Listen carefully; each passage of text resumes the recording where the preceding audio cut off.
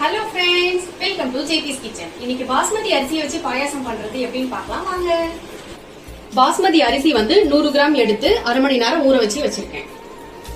50 gram நெய், 1 cup சர்க்கரை, விருப்பப்பட்ட நட்ஸ் எடுத்துக்கலாம். நான் வந்து பாதாம், முந்திரி, ஏலக்காய், திராட்சை எடுத்திருக்கேன். நீங்க உங்களுக்கு என்ன விருப்பப்பட்ட நட்ஸோ எடுத்துக்கலாம்.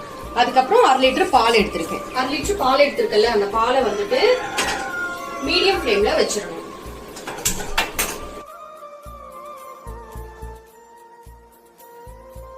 பக்கத்துல ஒரு சின்ன கடாய் வச்சுக்கோங்க.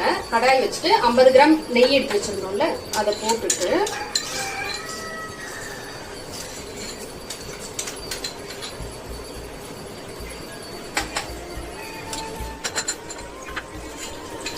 நெய் நல்லா சூடானதும் நம்ம எடுத்து வச்சிருந்த நட்ஸ் எல்லாமே இதுல போட்டு நல்லா வறுத்து ஒரு பிளேட்ல மாத்திடுவோம்.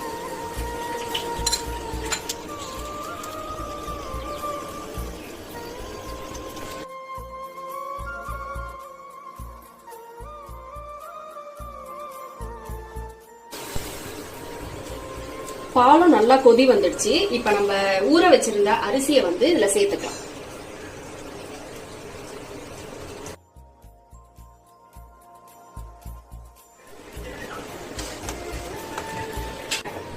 அரிசி ஆட் பண்ணியாச்சு. அரிசி ஆட் பண்ணி 20 நிமிஷம் நம்ம வச்சா போதும், நல்லா வெந்து வந்துடும்.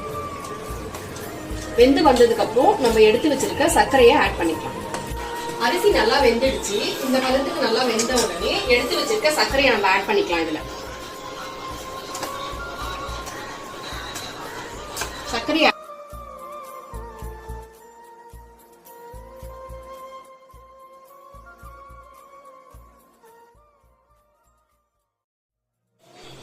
நல்லா வெந்துடுச்சு ஃப்ரெண்ட்ஸ். வெந்த உடனே ஆஃப் பண்ணிட்டு எடுத்து வச்சுக்கோங்க.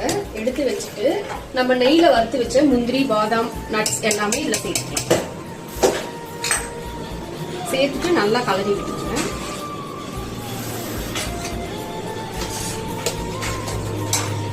கலரி விட்டுட்டு சர்வ் பண்ணுங்க.